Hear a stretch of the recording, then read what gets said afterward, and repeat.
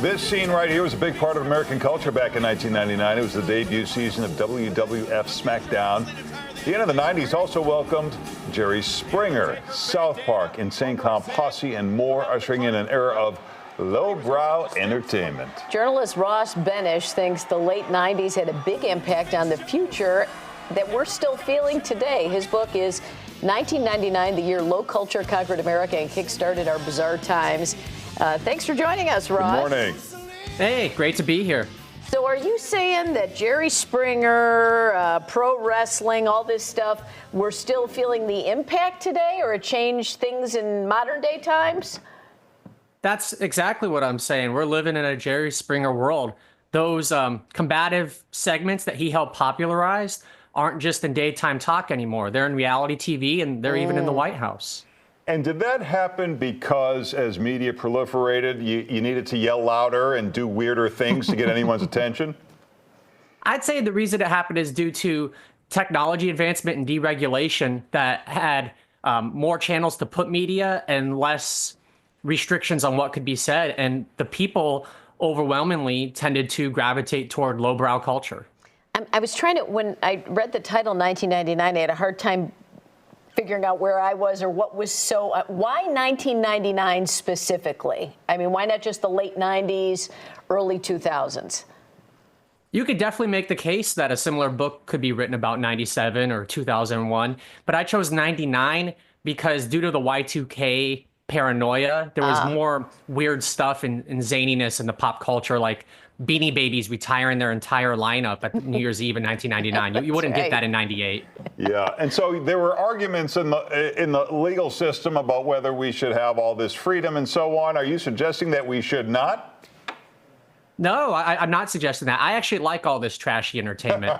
Now, some moral guardians would say that we should not and that someone needs to be guiding us, but I'm for letting the free market run us down to the ground if that's what the people want. And we're just going through the list of things, you know, it was like Britney Spears' first album, Insane Clown Posse came on the scene. Pokemon first came out then?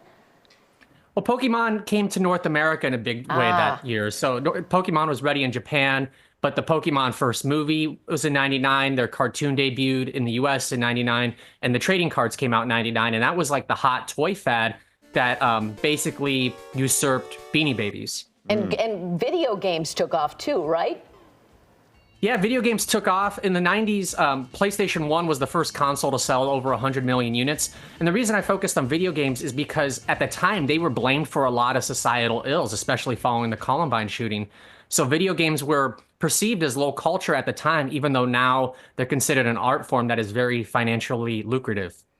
Did anyone who was pushing back have any kind of victories whatsoever? And is there a parallel to what's going on today with the algorithms on phones and so on? There were momentary victories. There were video game companies that really had to watch what they were doing and you know, had some of their games banned or regulated due to censorship.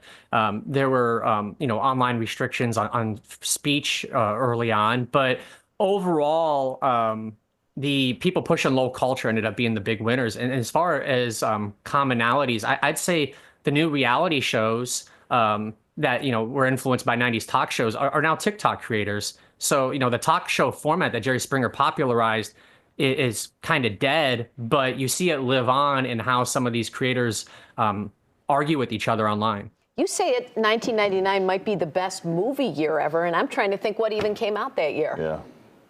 There were tons of fantastic movies like The Green Mile, American Beauty, American Pie, Existence, The Matrix, Sixth Sense. It was a banner year, but there was also all this trash, and I'm a trashy guy who likes to focus on trashy stuff. Yeah, so how do you explain the discrepancy where the films seem really cool, but TV, perhaps because of the economics, it's cheaper to produce a Jerry Springer than an LA Law? Yeah, I'd say a lot of it was due to entertainment law at the time. So on TV, you have deregulations that make it financially viable for networks to produce their own content for the first time. And that's where you see reality TV really proliferate because the networks are trying to produce stuff as cheap as possible and get it out. Movies, a lot of those movies that really boomed was because the indie scene led by studios like Miramax was really coming to its own at that time. So the entertainment that we were consuming, high-end movies and lowbrow TV, was really a product of changing entertainment industry norms. Oh, it's pretty cool. For more information, you can check out Ross. The book is called 1999, The Year Low Culture Conquered America and Kickstarted Our Bizarre Times. There's Ross's info on social media. Thanks, Ross. Thank you. Thank you.